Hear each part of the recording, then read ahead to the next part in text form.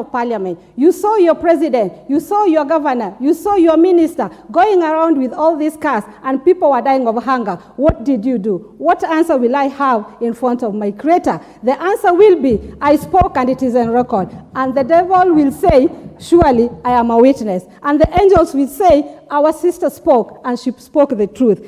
Dear Kenyans, let us tell our leaders this is too much on us. In 6 months since this government was elected, they overseeded their debts by 17.4 billion.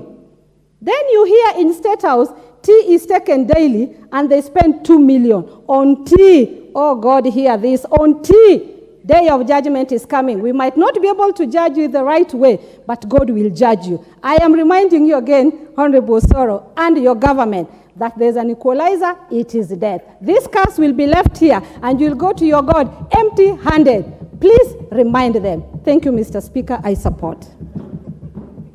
Honorable Fatma, the cars are really scaring you. Thank you. Well spoken. Let's have Honorable Catherine Omanyo on the same. Thank you, Mr. Speaker, sir. I'm just topping up because most of our honorable members have actually given a lot. I was saying